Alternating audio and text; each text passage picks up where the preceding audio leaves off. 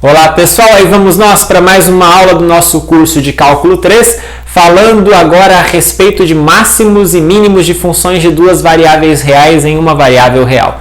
Afinal de contas, estudar máximos e mínimos de uma função é algo um tanto quanto importante, já que muitas aplicações, mesmo do cotidiano, envolvem cálculos de máximos e mínimos, né? Então essa é uma aula extremamente importante e inclusive densa do nosso curso, né? Só para fixar, então, vamos lá para as nossas notações, isso vai nos acompanhar a aula toda. Nós vamos estudar funções f de xy iguais a z, em que f de xy é uma função de um domínio D no R2 que cai em R. Nós vamos fazer para duas variáveis reais, mas muitos dos conceitos que aqui nós vamos falar poderiam ser generalizados para o R3 com alguma adaptação, tá bom? Nós vamos olhar, então, estamos no R2... Estamos no R2 e aqui dentro nós podemos ter o domínio da função. O domínio da função pode ser o R2 todo, pode não ser, enfim. E aí, ao invés de olhar exatamente para o domínio, em algumas situações eu vou observar regiões dentro do domínio, regiões, subconjuntos dentro do domínio, tá bom? É isso que nós vamos fazer aqui. E aí, para começar a nossa aula, nós vamos definir o que é máximo e o que é mínimo de uma função desse tipo aqui, tá bom? É um conceito similar ao que você já deve conhecer para o cálculo real, de uma variável real. Lá no cálculo 1, você sabe algo que interpreta um gráfico no R2 desse jeito com máximos e mínimos. Você sabe, por exemplo, lá no cálculo 1, que este daqui é um ponto de máximo, né? Ele atinge o máximo, esse é um ponto de mínimo, esse também é de máximo, esse aqui é de mínimo, esse é de máximo, esse é de mínimo, mas tem algum sobrenome aí nessas histórias, porque esse aqui é um ponto de máximo e esse também, mas esse é maior do que esse, então tem umas nomenclaturas, lembra disso? É isso que nós vamos relembrar agora. Primeiro, a gente fala que se a gente estiver numa região do domínio da função, e a gente tomar um ponto dentro dessa região do domínio, certo? Uma região A. A gente fala que esse ponto é um ponto de máximo nesta região A, nesta região do domínio A, se a função calculada neste ponto AB é maior ou igual à função calculada em qualquer outro ponto daquela região. Então, eu pego um ponto para todo mundo naquela região que eu escolhi, a função calculada no AB atinge o maior valor possível, e atinge, tá certo? Bom, e aí esse valor máximo atingido, a gente fala, esse número, né, f de AB atingido, a gente fala que é o valor máximo da função em A. Vejam que isso está associado ao conjunto A escolhido. Se eu mudar a região, pode ser que eu esteja mudando os valores, os pontos de máximo e os valores de máximo. Analogamente, nós podemos definir ponto de mínimo. Um ponto AB numa região A do domínio é de mínimo se a imagem dele pela função for menor ou igual à imagem da função em qualquer ponto da região deste domínio. E aí, é claro, este valor f de AB a gente fala que é o valor mínimo da função f em A. Tá bom? Então, observe a dependência que nós temos aqui nessa definição de ponto máximo e mínimo com relação ao conjunto sobre o qual nós estamos trabalhando. Esse conjunto é um subconjunto do domínio da função, tá bom? Bom, e aí nós vamos para definições mais fortes, que é o seguinte. A gente fala que um ponto AB ele é ponto de máximo local. Olha esse sobrenome aqui. É um ponto de máximo local de f se ele é ponto de máximo em alguma bola aberta centrada em AB contida em D. Ou seja, se eu estou no ponto AB e eu ando um pouquinho, uma circunferência em volta, ali dentro daquele círculo que eu andei, o AB é o ponto de máximo. Ok? Então, dentro de uma região, eu não sei quanto eu preciso andar, mas eu estou lá no ponto AB. Então, eu consigo andar um pouquinho e nesse pouquinho o AB é ponto de máximo. Se isso acontecer, a gente fala que o AB é ponto de máximo local da função. Analogamente, ponto de mínimo local é se eu andar um pouquinho, se eu andar um círculo pequenininho que seja em volta do AB e ali naquele círculo pequenininho que seja a função atingir mínimo, então a gente fala que esse ponto AB é o ponto de mínimo local, tá bom? Agora, eu posso ser mais exigente, eu posso falar não em máximo local e mínimo local, mas falar em máximo global e mínimo global. O que é isso? Um ponto de máximo global da função acontece no AB caso o AB seja ponto de máximo, não numa regiãozinha perto do AB, mas em todo o domínio da função.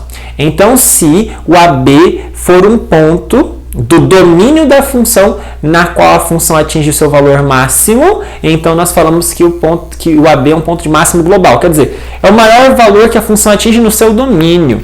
Tá bom? E aí, neste caso, a gente fala que o valor f de AB é o valor máximo da função, é o máximo da função atingido em todo o seu domínio. Analogamente, ponto de mínimo global é um ponto AB que é ponto de mínimo na região do domínio todo. Tá bom? E aí, neste caso, analogamente, o f calculado nesse ponto AB é o valor mínimo de f.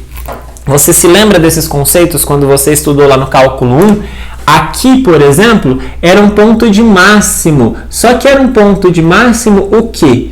Neste caso, é o máximo global, porque não há ninguém desta função para cima deste ponto, não é mesmo? Aliás, o valor que ele atinge o máximo global é o ponto AB aqui, né? O ponto aqui do domínio. O valor máximo da função é o valor aqui no contradomínio. Tá certo? Da mesma forma, você tem outro ponto máximo aqui. Só que esse máximo aqui, ele já não é mais global, ele é local apenas. Porque ali pertinho dele, ele atinge um pico e desce. Ali pertinho dele, ele é o maior. Ele é o que atinge o maior ponto, o maior nível. Tá bom? Então vejam, esse daqui também é máximo local. Claro que ele é máximo local, porque ele pertinho dele era maior. Só que ele mais do que local também, ele é global. Então lembra, ele é local e é global. Esse aqui é só local. Da mesma forma, eu posso pensar neste ponto aqui. Este ponto aqui, ele é de mínimo local, né? Por que ele é de mínimo local? Porque pertinho dele, ele é o que atinge o menor nível. Só que, claro, pessoal, existe um monte de pontos dessa função que está para baixo do eixo. Então, tem muita gente que é menor do que este ponto. Tem muita coisa da função que tem valor menor do que o atingido neste ponto, é claro. Só que ali pertinho, ele é o menor.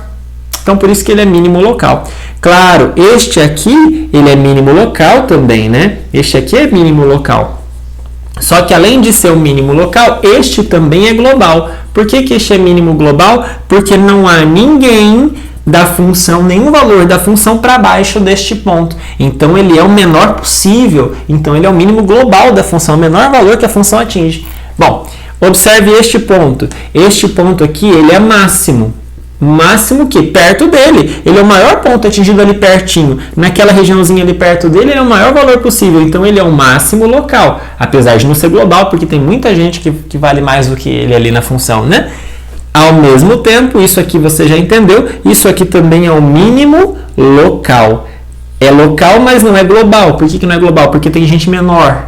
Mas ali pertinho, ele é o menor ponto. Tá certo? Então, nessa simples figura, você pode ver um monte de máximos e mínimos locais, globais e entender esse conceito. Tá claro? Só que você vai falar assim, muito bom, parabéns, só que essa daqui é uma função f de x igual a y. Era uma função lá do cálculo 1. Agora, nós estamos no cálculo 2. Ok, nós estamos no cálculo 2. Então, a gente tem um terceiro eixo, nós temos 3 eixos. Aqui o eixo x, aqui o eixo y, aqui o eixo z. E aí, essa função vai ser algo tridimensional. Mas dá na mesma, tá vendo? É uma função tridimensional, mas dá na mesma. Dá na mesma. A noção é a mesma. Quer dizer, há pontos em que a função atinge máximos locais, mínimos globais, máximos globais e coisas do tipo. Tá certo? Bom, vamos fazer alguns exemplos, então, para entender este conceito todo, para ver se a coisa está clara para a gente, ver como é que a gente calcula, porque o objetivo desta nossa aula de hoje é aprender a encontrar máximos e mínimos locais e, eventualmente, globais de funções, tá? Então, primeiro exemplo, vamos estudar os máximos e mínimos da função f de xy igual a x² mais y², em qual domínio? No R2 todo, tá? Então, lembra que essa função é o paraboloide que nós estamos acostumados, circular, tá aqui, ok? Esse aqui é o gráfico da função, lembra? Nós já falamos várias vezes desse gráfico. Esse aqui é o gráfico da função f de xy igual a x² mais y². Falamos várias vezes disso. Se você olhar para o gráfico, fica evidente uma coisa. O que fica evidente? Fica evidente que esse daqui é um ponto de mínimo. Mínimo global ou mínimo local? Os dois. Então, vou escrever só global, né? Porque quando é global, também é local, né? Veja que tem um ponto de mínimo. Olhando para o gráfico, realmente nós vemos. Mas e máximo? Poxa, essa função aqui ela é infinita. Ela está estendida em todo o domínio do R2. Então, eu posso ir cada vez mais para cima. E se eu posso ir cada vez mais para cima, ela não tem, vendo o gráfico, né? Máximo, nem local, nem global. Ok? Então, essa função não tem nem máximo local, nem global. Observando o gráfico, claro, né? Agora, observar o gráfico é um recurso, é uma ferramenta, mas como é que a gente verifica isso algebricamente para comprovar? Bom, pessoal, você pode observar o seguinte, a função que nós temos é x² mais y². Acontece que o x² é um valor sempre positivo, e o y² também é um valor sempre positivo. Então, você pode observar que essa função x² mais y², ela é sempre maior ou igual a zero. Acontece que se eu trocar o x por zero e o y por zero, eu vou chegar exatamente nesse valor zero. Ou seja, eu atinjo, aqui no 0, 0, eu atinjo o menor valor previsto aqui. Olha, toda a função z, toda a função f de x e y é maior ou igual a zero. E esse zero é atingido no ponto 0, 0 do domínio. Portanto, você pode ver algebricamente que todo mundo é maior ou igual a isso. E esse valor é atingido no 0, 0. Portanto, você pode ver algebricamente que 0, 0 é ponto de mínimo global da função f. Ok? Agora, olha só o exemplo 2, que é curioso. Estude os máximos e mínimos de f de x e y igual a x² mais y². Você vai falar assim, olha que legal, é a mesma função. Mas olha o que eu mudei. Troco o R2 pelo domínio menos 1, 1, cartesiano menos 1, 1. Você vai falar assim, olha, mudou o que então? Mudou o domínio. Ao invés de eu estar em todo o plano, eu estou numa caixinha. Eu estou num quadradinho que vai do menos 1, 1 ao menos 1, 1. Então, eu não estou olhando para todo o espaço. Eu estou olhando para a caixinha que vai do menos 1 até o 1 lá atrás. Aqui também vai do menos 1 até o 1. Então, eu estou numa caixinha. Eu estou desenhando meio rapidinho aqui, tá, pessoal? Mas vejam, eu estou olhando para essa caixinha aqui do domínio. Então, eu estou olhando nessa caixinha, veja que se eu estou olhando numa caixinha, eu estou fechando o espaço. Ao fechar o espaço, eu não permito mais que a função vá infinitamente até qualquer lugar. Ela vai ter um topo, ela vai ter um lugar em que ela vai parar. Né? Então, eu estou limitando o meu espaço. Claro que a função não vai até o infinito, mas ela vai chegar num ponto em que ela vai travar, em que ela vai parar. O que eu quero dizer com isso? Quero dizer com isso que, mudando o domínio, com esse novo domínio que nós temos, nós vamos continuar tendo mínimo, não mudou nada, o 0, 0 continua nessa região, mas, diferentemente do exemplo 1, agora nós vamos ter máximo. Antes eu não tinha, agora a gente vai ter máximo. Quer ver? Olha só. Se você olhar para essa função, claro, continua tendo mínimo 0, 0, nós já analisamos isso, eu não vou escrever de novo. O 0, 0 é mínimo global, ok. Só que antes você não tinha máximo e agora a gente vai ver que nós temos máximo, né? Por quê? Observa uma coisa. Se eu pegar a curva de nível, uma curva de nível qualquer, z igual a c, então como é que eu posso escrever ali? Fica assim, x² mais y² é igual a um certo c. Que eu posso escrever assim de propósito, é a raiz de c ao quadrado, né? Por que eu fiz isso? Para você verificar que as curvas de níveis dessa função são círculos centrados na origem com raio raiz de c. Então, pensando, olha só esse desenho que curioso. Pensando nas curvas de nível, veja, nós estamos aqui do menos 1 até o 1, nós estamos do menos 1 até o 1 aqui nesse domínio, tá certo? Então, aliás, eu nem vou pontilhar porque é realmente a região quadrada toda, inclusive a borda. Veja que a borda entrou nessa história, né?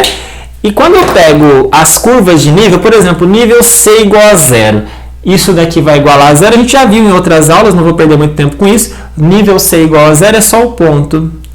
É só esse ponto. Se eu pegar o nível meio, você vai perceber que o nível meio, ou melhor, o nível C igual a 1/4 vai te fazer chegar nessa circunferência aqui.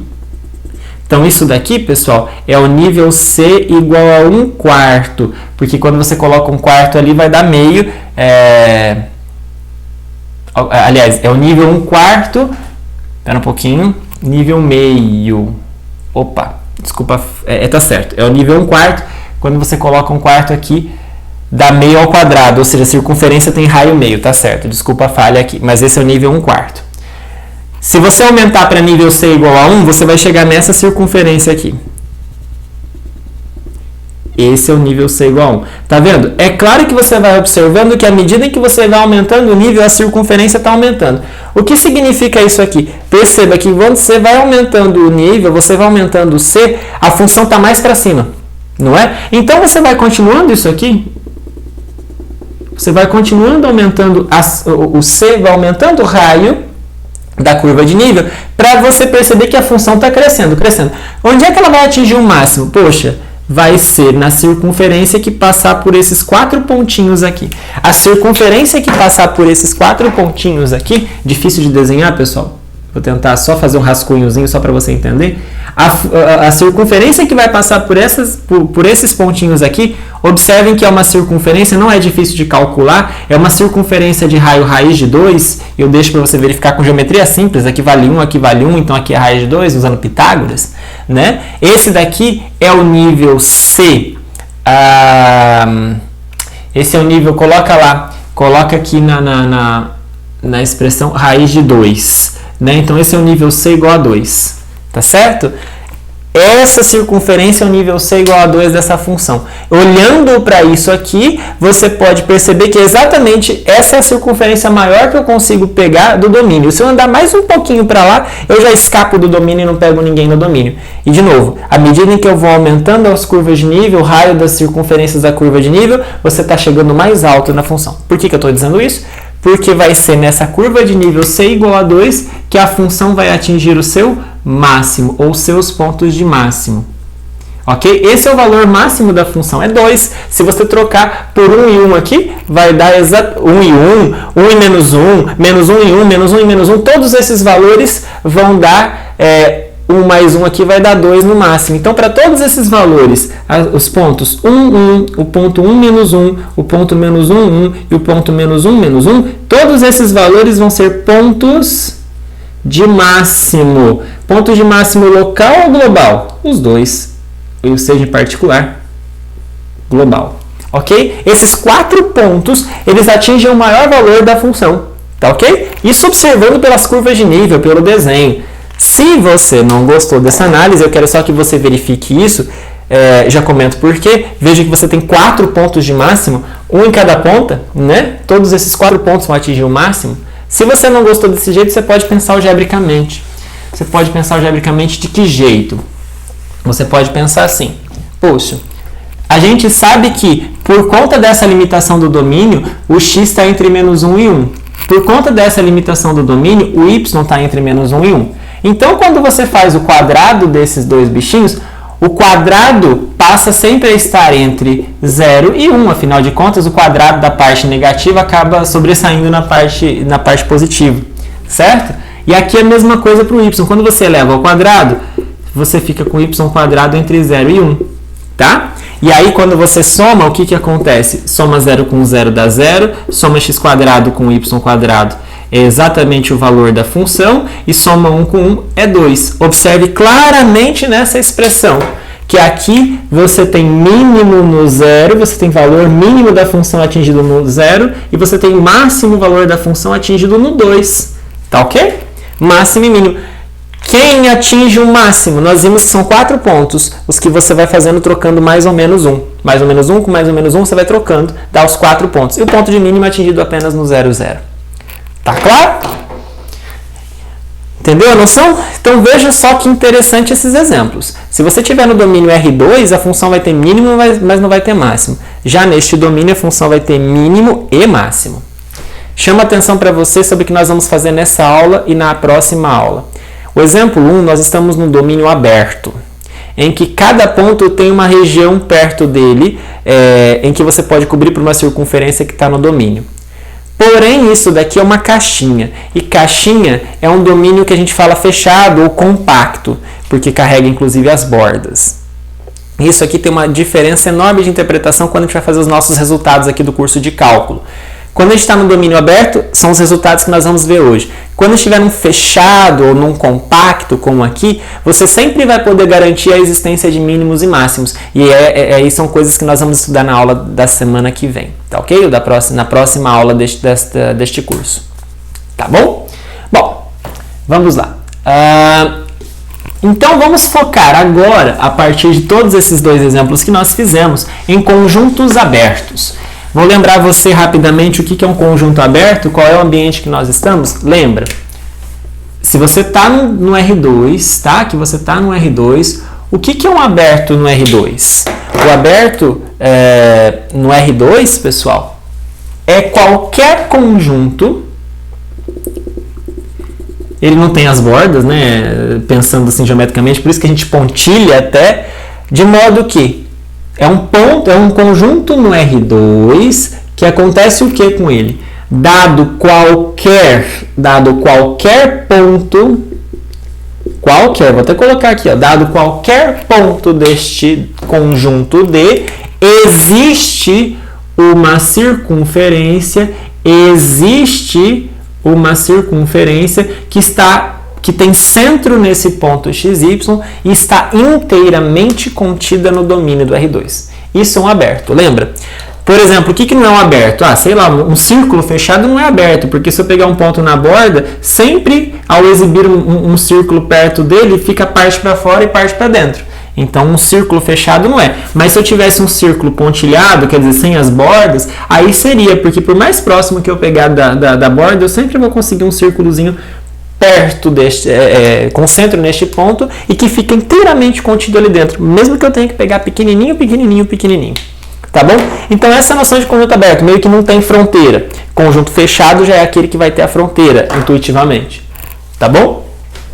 Então lembra disso. E aí nós denotamos assim, né? Usual a gente denotar nas nossas aulas, o D está contido no R2, mas é um conjunto aberto. Nós estamos usando essa notação. Nos slides eu estou usando o ABzinho aqui, né? Contido aberto, tá bom? Então é um conjunto aberto. Então foca nessa definição. Bom. Vamos lá. Então, isso nos dá são dois grandes teoremas nessa aula e aqui nós chegamos no primeiro teorema forte desta aula. O primeiro teorema diz o seguinte: se você tiver uma função de um domínio aberto do R2, isso é fundamental, o domínio aberto, tá? Um domínio aberto no R2 que vai em R, as funções que nós temos estudado desde o começo do curso, e um ponto AB dentro desse domínio. Suponha, é hipótese, se por acaso as derivadas parciais de f em x e em y no ponto AB existirem, então, se esse AB é máximo ou mínimo local de f, então o gradiente da função no ponto AB é o vetor nulo. Esse resultado é espetacular para a nossa teoria. Se você tiver um conjunto aberto, pessoal, e dentro desse conjunto aberto, que no caso é o domínio da nossa função, encontrarmos um ponto AB, cujas derivadas parciais existem, se ele for máximo ou mínimo da função, então o gradiente tem que anular ali, certo? Então, se é máximo ou mínimo, a gente fala, inclusive, pessoal, me permitam dizer para vocês aqui que dizer máximo ou mínimo, às vezes a gente resume dizendo assim, é o extremo local. Extremo, máximo, mínimo, extremo local, é uma forma de resumir. Então, se o AB é extremo local, é máximo ou mínimo local da função local, tá? Estou olhando perto ali, estou olhando perto do AB. Ou perto de dentro de uma certa região pequenininha. Se é máximo ou mínimo local, então o gradiente tem que ser o vetor nulo. Tá? Isso é muito legal, isso é muito interessante. Nós não vamos demonstrar porque essa aula é um tanto quanto comprida, então eu preferi omitir as demonstrações, mas você pode encontrar ela, por exemplo, no livro do Guidorizzi, a página 309, ou em outros livros de cálculo, evidentemente. Algumas observações que eu preciso comentar com vocês, esse teorema é extremamente importante, guardem isso. Se um ponto é máximo ou mínimo local de uma função nessas condições todas, dentro do aberto, as derivadas parciais existem, então o gradiente se anula, é o vetor nulo. Se você observar assim, quando a gente faz, né, P implica Q, segundo a lógica, nós podemos pensar assim. Então, isso é equivalente a dizer que não Q implica não P. Negar a tese significa negar a hipótese. Então, eu posso negar a tese e concluir a negação da hipótese. O que diz isso? Se o gradiente da função não se anula, então isso aqui não acontece, ou seja, o AB não é máximo nem mínimo local da função. Então isso é forte, pessoal. Isso é forte, porque diz assim pra gente, se o gradiente não se anular em um determinado ponto, você esquece esse ponto se você estiver analisando máximo e mínimo. Ele não vai ser máximo e mínimo. Então, nem mínimo, nenhum dos dois. Então, olhando para isso, você pensa o seguinte, poxa, então se eu quero encontrar máximos e mínimos locais, eu excluo todos os pontos que tem gradiente zero. Olha que coisa espetacular esse teorema, né? Ou seja, se você quer analisar os máximos e mínimos, você vai olhar, os únicos candidatos que você vai ter são aqueles que anulam o gradiente. Então foca nisso, que é exatamente o resultado do teorema 1. O teorema 1 também garante uma coisa. Lembra que nós tínhamos uma interpretação para o gradiente? O gradiente é basicamente o vetor que segura, o plano tangente da função em determinado ponto AB.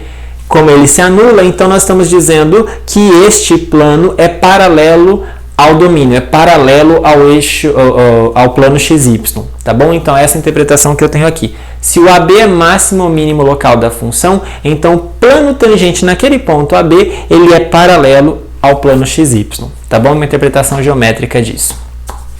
Bom, e aí, pessoal, vejam como foi interessante para a gente notar que o gradiente da função num ponto AB se anula ou não. Porque se olhar para os pontos que não anulam o gradiente, esquece, eles não são máximos e mínimos. Mas se eles anularem o gradiente, eles são candidatos.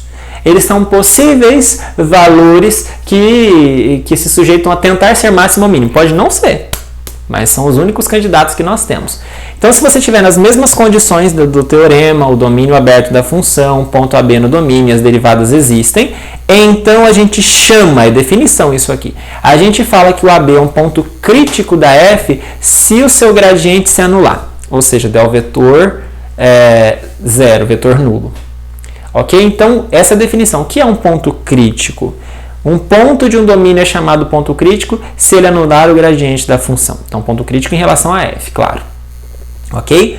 Então, o que essa definição nos dá? Essa definição nos diz uma outra forma de interpretar o teorema 1. Segundo o teorema 1, os únicos pontos de um determinado domínio aberto no R2 que podem ser máximos ou mínimos são seus pontos críticos. Ok? Então, o que está dito? Repetindo, AB é ponto de máximo ou mínimo local da função. Se isso acontecer, então AB é ponto crítico. O que significa ponto crítico? Anula o gradiente. Anula o gradiente. Ok? Então, se é máximo ou mínimo, então é ponto crítico. E se não é ponto crítico, então com certeza não é máximo ou mínimo. Isso, então, reforçando, se eu quiser procurar por máximos e mínimos, onde que eu vou procurar? Eu vou procurar no conjunto dos pontos críticos. Claro, né? Porque se não for ponto crítico, não é máximo nem mínimo. Então, sempre que eu estiver procurando máximos e mínimos num conjunto aberto, num domínio aberto, tipo R2 todo, eu vou procurar onde? Eu vou procurar no conjunto dos pontos críticos. Forte isso, e os exemplos vão nos mostrar o quanto isso é interessante. Primeiro, vamos estudar agora os extremos da função x² mais y² no domínio do plano todo. Você fala, mas de novo esse exemplo? Para você entender o quanto isso é interessante, o quanto esse resultado ele é interessante para a gente. F de xy igual a x² mais y², eu quero olhar para o domínio como sendo o próprio R2. Esse domínio é aberto? É sim, é um domínio aberto, tá? É um domínio aberto. Por que é o domínio aberto? Eu estou no plano todo, o plano todo é aberto. Não tem como, né? Porque dado qualquer ponto, sempre vai ter um círculo ali dentro, perto dele, em que o círculo está completamente dentro do plano, claro, né? Bom, então, se eu quero analisar máximos e mínimos, segundo o teorema 1, eu vou pensar eu vou olhar para onde? Eu vou olhar para os pontos críticos. Então, vamos buscar os pontos críticos. Os pontos críticos da F. Como é que eu encontro os pontos críticos da F? Eu tento anular o gradiente da função. O gradiente dessa função, lembra, derivada parcial em relação a x, vírgula, derivada parcial em relação a y. Quem anula? Quais são os xy que anulam o gradiente? são aqueles que satisfazem 2x igual a 0 e 2y igual a 0. Poxa, quem são os x e y que satisfazem isso? Só pode ser o x igual a 0 e y igual a 0. Portanto, os únicos pontos críticos, na verdade, é um só, é o ponto 0, 0. O único ponto crítico desta função é o 0, 0. É o único ponto que anula o gradiente da função. Único ponto crítico. Único ponto crítico, ok? Então, se eu tiver que buscar por máximos e mínimos, eu vou buscar por quem? Apenas no 0, 0. Isso aqui nos diz o seguinte: só esse pode ser máximo ou mínimo. Qualquer outro ponto não é máximo nem mínimo. Nós já vimos mais cedo, eu não vou repetir aqui para a gente até ganhar um tempo. A gente já viu que o 0, 0 é ponto de mínimo. É só você verificar algebricamente que isso aqui é maior ou igual a 0 e que a função no 0, 0 dá 0. Então, é claro, é fácil de ver que o 0, 0 é um ponto de mínimo local. Ok? Só que só tem ele. Tem outro ponto de mínimo local, então? Não. Tem outro máximo local? Não. E eu estou dizendo isso porque eu olhei o gráfico? Não. Eu estou usando isso como... eu estou dizendo isso usando como justificativa o Teorema 1, porque o Teorema 1 me diz o seguinte: se tem alguém que é ponto máximo e mínimo, então ele é ponto crítico. E o único ponto crítico é o 0, 0, e eu sei que o 0, 0 é ponto de mínimo. Então não tem outro que possa ser outro ponto de mínimo local e não tem máximo local. Super legal, então, o Teorema 1, né? Me garante, me dá certeza que só tem esse bendito que pode resolver alguma coisa. Tá bom? Exemplo 2, vamos para algumas funções diferentes, então, né? Isso aqui foi só para a gente entender mesmo o conceito, ver se a gente está entendendo bem as coisas, tá? Vamos para o segundo exemplo. O segundo exemplo é essa função aí, que é uma função polinomial de grau 2, né? Então, nós temos lá f de xy igual a x² mais y² menos 2x menos 6y mais 14, né? O domínio é R2. Por que o domínio é importante? Porque o domínio precisa ser um conjunto aberto. E sempre que for R2, é claro que é aberto. Tá? Você vai falar assim, olha só para chamar atenção para você nessa história do aberto. Vejam que quando você tem um quadrado igual aquele do menos 1, 1, cartesiano menos 1, 1, aquilo não é um conjunto aberto. Esse resultado não valeria lá naquele exemplo que eu fiz no começo da aula. Tá bom? Bom, vamos voltar para cá. Eu quero os extremos dessa função, ou seja, máximos e mínimos. Poxa, eu quero olhar e buscar para ver se tem máximos e mínimos. Pode ter máximo, pode ter mínimo, pode não ter, pode ter os dois. Eu vou buscar por eles. E como é que eu vou buscar por eles? A melhor coisa que eu faço para começo de conversa, já que estamos num domínio aberto, é pensar no gradiente. Por que é pensar no gradiente? Porque eu sei que os únicos candidatos, essa é a palavra, os únicos candidatos a máximos ou mínimos são aqueles que anulam o tal do gradiente. Pessoal, o gradiente aqui é o quê? Deriva em x dá 2x, aqui 0, aqui dá menos 2, e aqui 0. Deriva em y agora, 2y menos 6. Tá bom? Então, esse aqui é o gradiente da função f.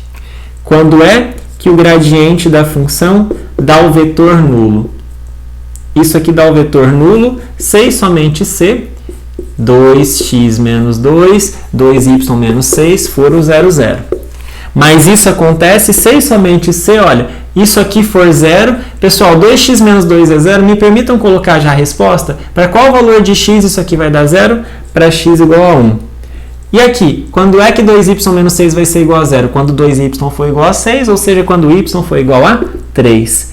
Então, o único candidato, portanto, o único candidato a extremo local, quando eu falo extremo local, você já entendeu o que eu quero dizer máximo ou mínimo local? É o ponto qual?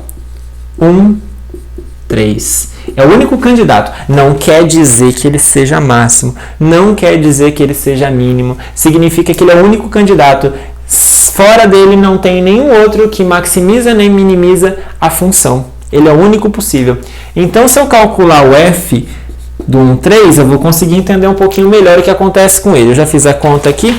O f de 1, 3 é 4. Ok?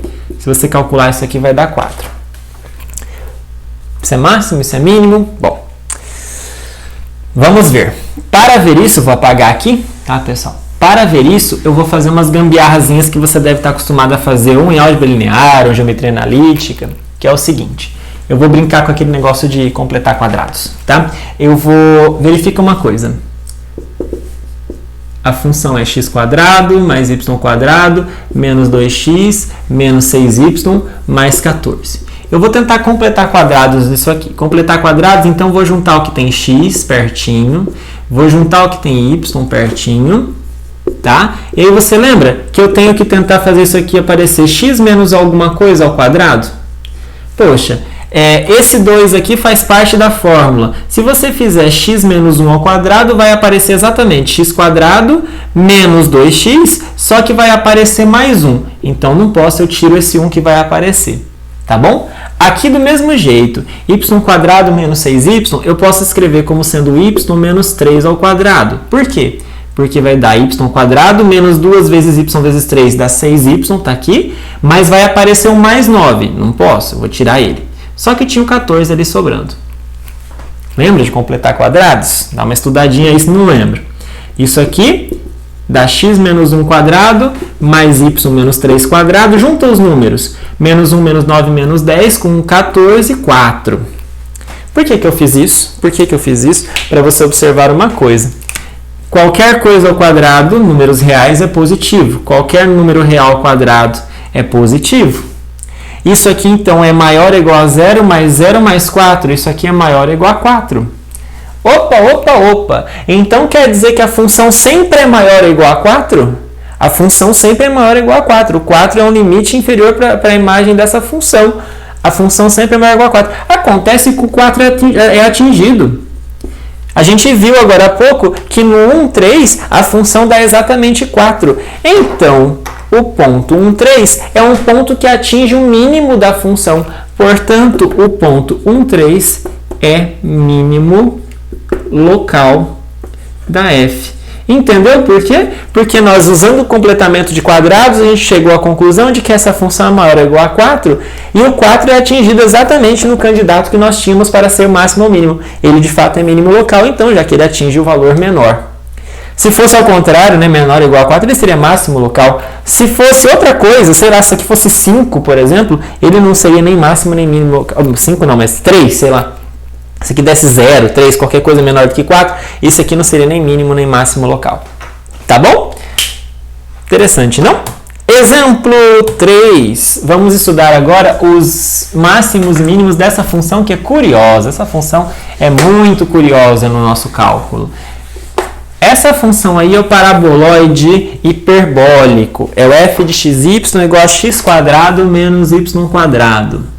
Nós, de novo, estamos analisando com domínio nos reais.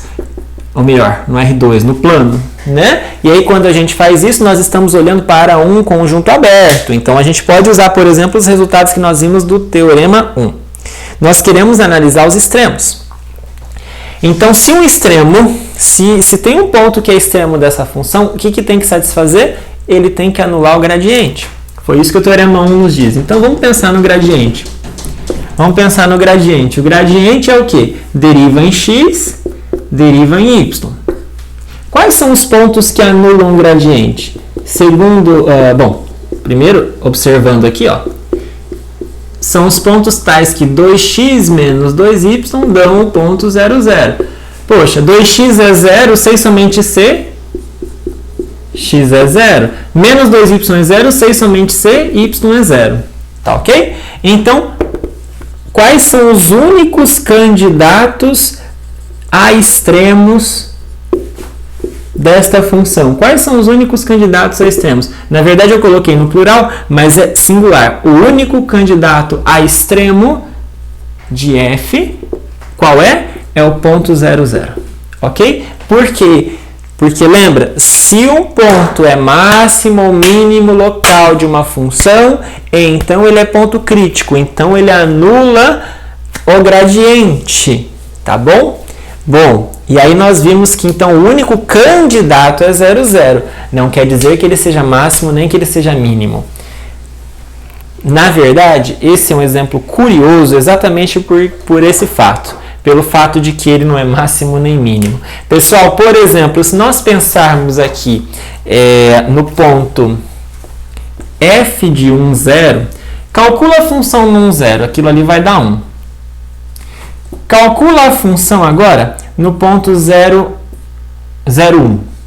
Se você calcular no 0, 1, vai dar menos 1, tudo bem? E olha o que acontece quando você calcula a função nesse nosso candidato.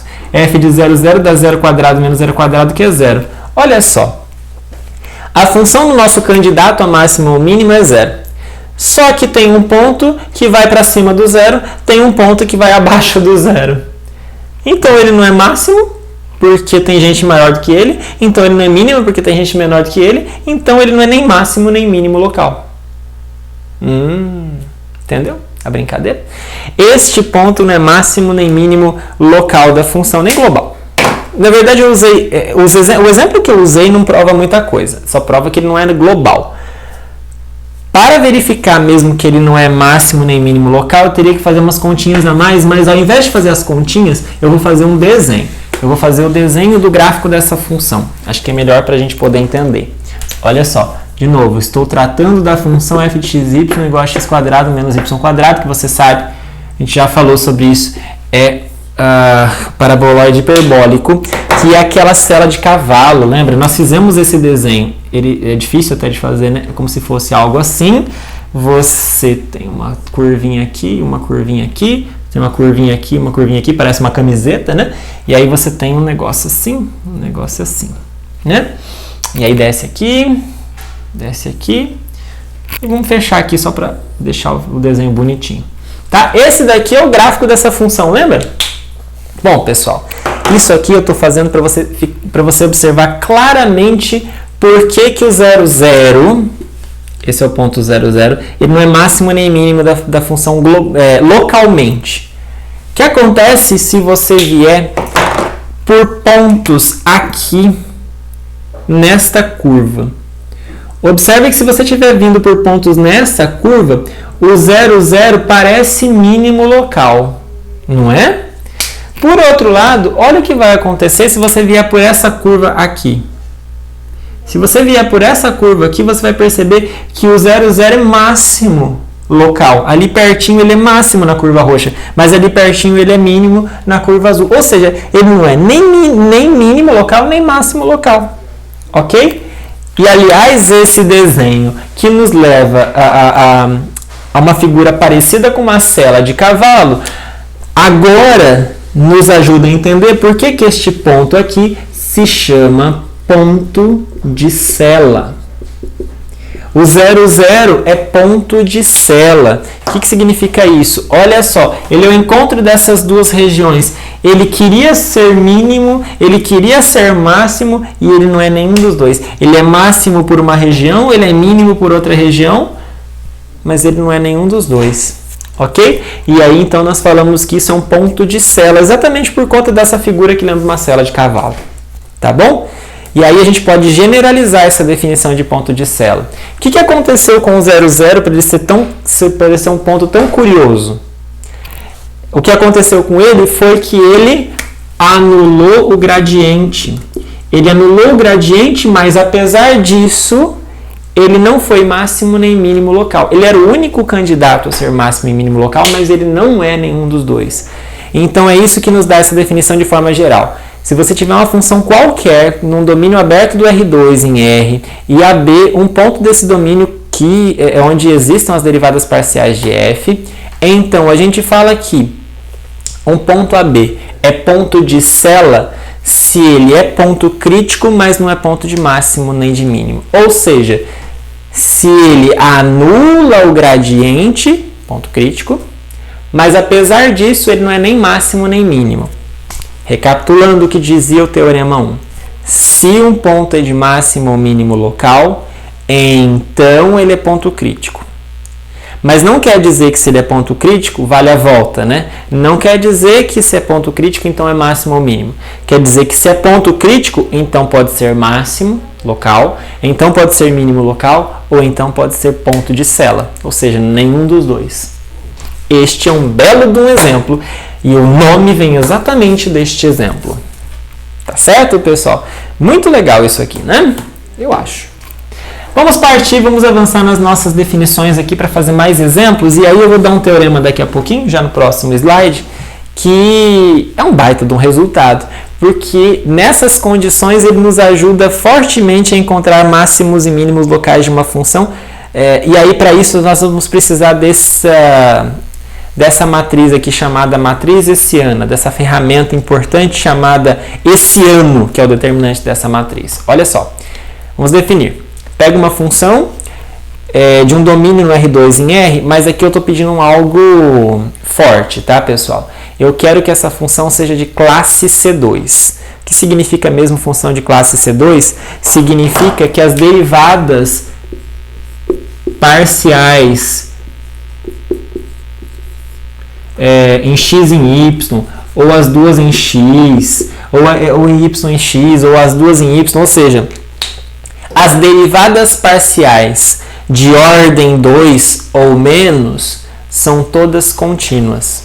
Tá? Então, lembra que é uma função de classe C2? As derivadas parciais de ordem até 2 são todas contínuas. As derivadas estão sempre dando funções contínuas. A maior parte das funções que nós lidamos no nosso cotidiano, as funções da escola, são todas de classe C2, né?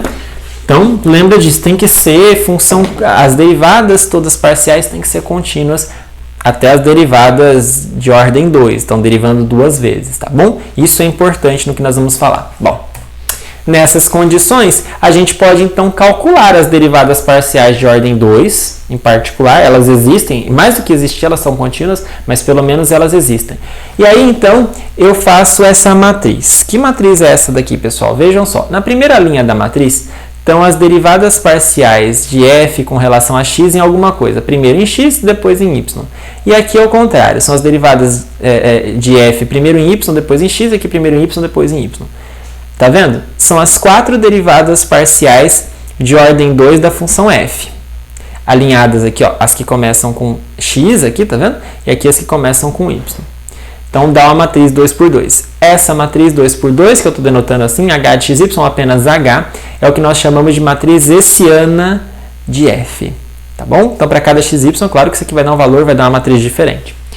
Só que essa matriz é uma matriz quadrada, e se é uma matriz quadrada, eu posso calcular o seu determinante. O seu determinante a gente vai chamar de hessiano da f e a gente vai denotar por h minúsculo de xy, tá bom? Então, matriz hessiana, claro, há livros, em cada livro tem um jeito diferente de dizer isso, há livros que já chamam o determinante de hessiana somente, enfim.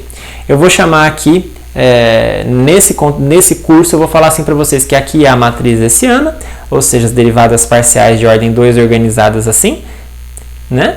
E aí o determinante dessa matriz é o que nós chamamos de hessiano da função.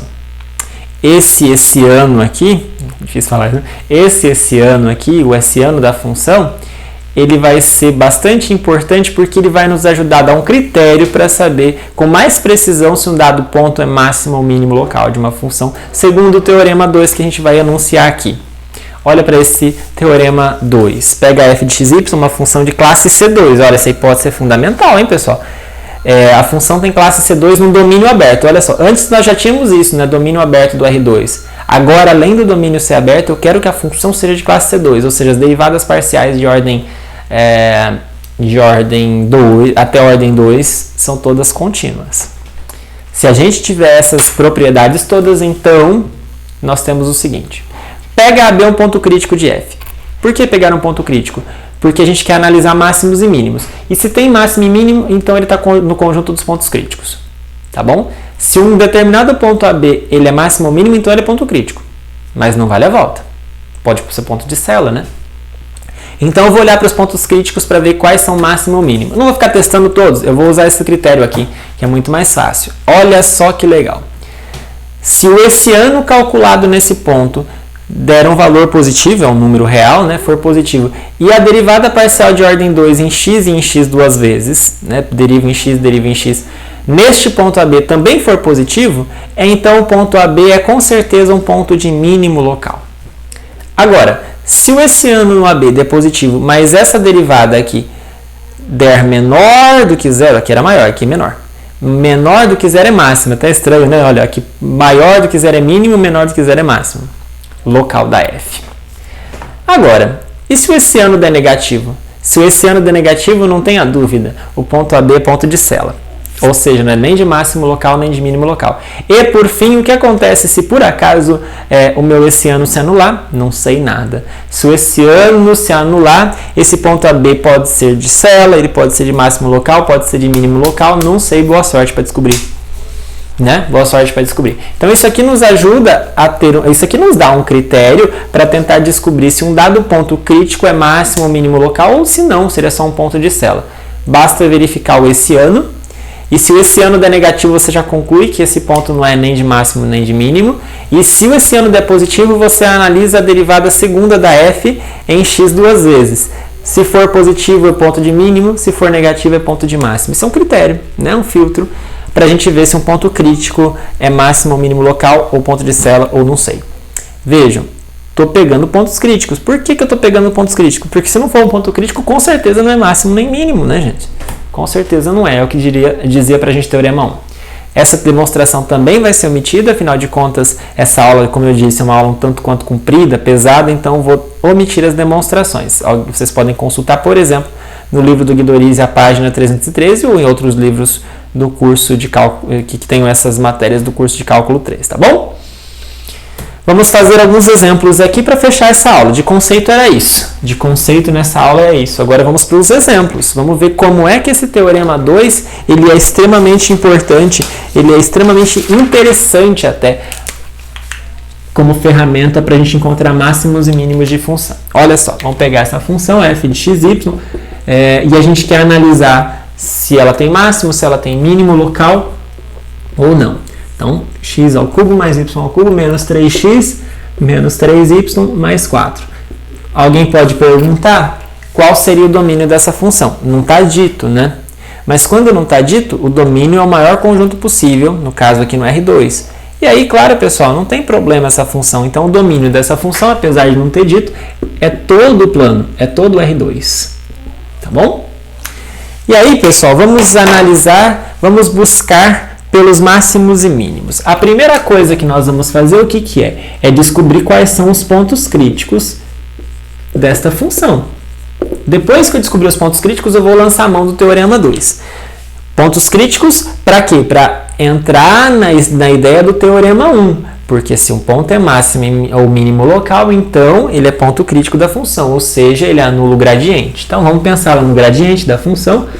Se você fizer o gradiente dessa função, vai dar o quê? Vai dar 3x² menos 3 aqui, e aqui vai dar 3y² menos 3. Quando que isso aqui é zero? Quando é que o gradiente dá o vetor nulo? Dá o vetor nulo C e somente C, isso aqui, 3x² menos 3 e 3y² menos 3, for o 0, 0.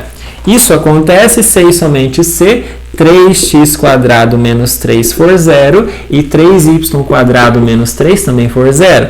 O que acontece, isolando aqui, isolo 3, passa dividindo, acontece C e somente C, o x é 0, x² é 0 e y² é 0. O que você já sabe. Quando é que x² vai dar 0? Somente... Opa, desculpa, gente, perdão. Desculpa, quase que eu falei aqui, né? É 1, né? Desculpa, tô longe. O menos 3 foi para lá, foi 3, passou 3 dividindo, deu 1. Aqui também. Então, isso aqui acontece somente se o x² é 1 e o y² é 1, né? E isso acontece quando é que o x² é 1? Quando o x for mais ou menos 1. Quando é que o y² é 1? Quando o y for o mais ou menos 1. Vocês perceberam então que tenho duas opções para x e duas opções para y? Isso nos dá os pontos críticos. Eu vou escrever aqui em cima, já que eu vou ter que apagar, tá, pessoal? Para cada combinação dessa, eu tenho um ponto crítico. Então, se eu pegar o 1 com 1, ele é um ponto crítico. Se eu pegar o menos 1, é um ponto crítico. Se eu pegar o 1 menos 1, é ponto crítico. E se eu pegar o menos 1, ele é ponto crítico. Esses são os 4 pontos críticos da função, porque são os 4 pontos que anulam o gradiente dela. Tá bom? Então, esses são os 4 pontos críticos do gradiente. Então, descobrimos. Zerando o gradiente e vendo o que acontece. Então, nós já descobrimos. Só que você já sabe que nem todo ponto crítico é máximo ou mínimo local, nem todo ponto crítico é extremo local. Mas, se essa função tem extremo local, então é um desses 4.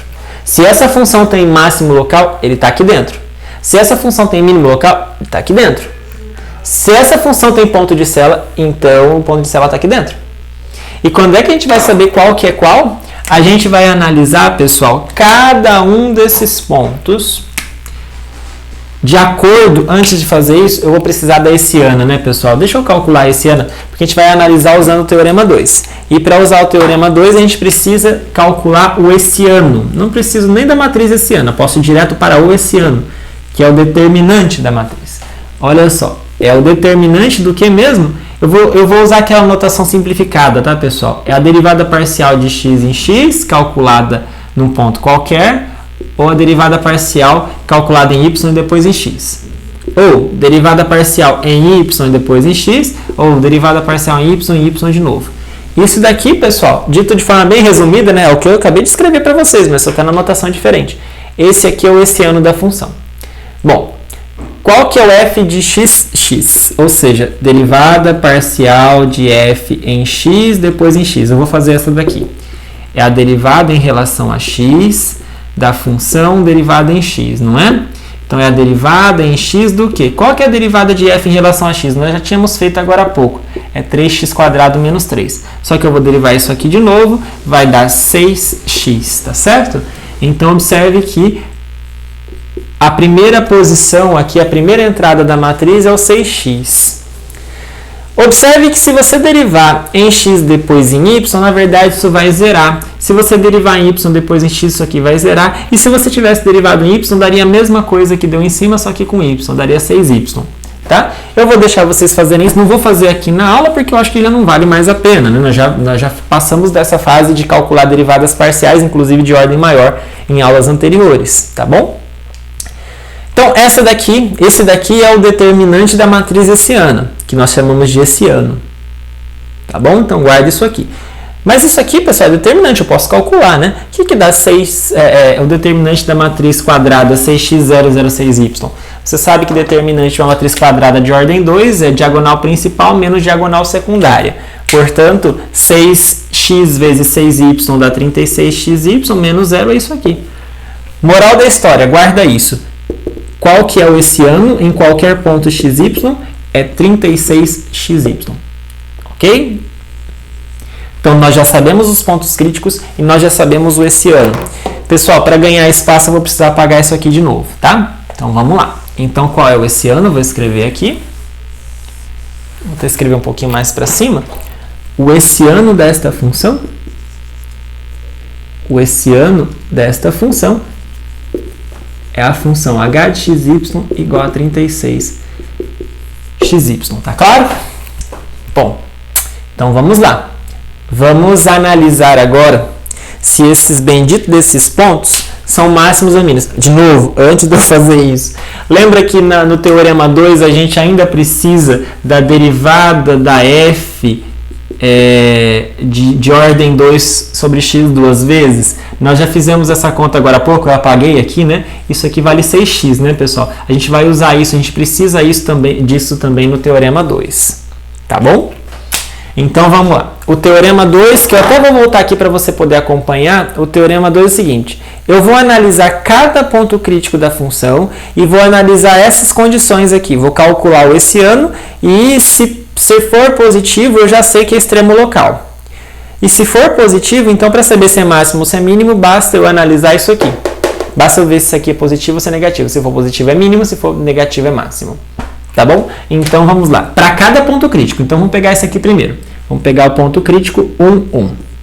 Vamos para esse ponto crítico aqui. Tá? Vamos lá. Com esse ponto crítico, eu vou primeiro analisar o hessiano e ver o que acontece. O hessiano calculado nesse ponto 1 é 36 vezes 1 vezes 1 é 36. O que acontece? É positivo. Olhando para o Teorema 2, você já pode concluir, então, que isso daqui é extremo local. O ponto 1 é extremo local. Ok? Porque deu positivo esse ano. Se fosse negativo, não seria. Se fosse 0, não sei. Tá? Tudo bem. O Google também acha que tudo bem. Tá bom? Então, h de 1 é 36, é positivo. Então, já sabemos que, vou até escrever isso, portanto, o 1 é extremo local. Quem me garante isso? Claro, o teorema que está na sua tela, o Teorema 2. Ok? Agora eu preciso saber se é máximo ou se é mínimo. O que eu faço? Eu calculo a derivada parcial de f em relação a x duas vezes no ponto qual? No 1, 1. Então isso aqui eu troco o x por 1 e o y por 1. Eu só preciso trocar o x, né? 6 vezes 1 dá 6. Isso aqui é positivo ou é negativo? É claro que o 6 é positivo. E quando então essa derivada de ordem 2 dá positivo, eu vejo aqui, ó, eu vejo pela primeira opção aqui do teorema 2, que então o 1 é o quê?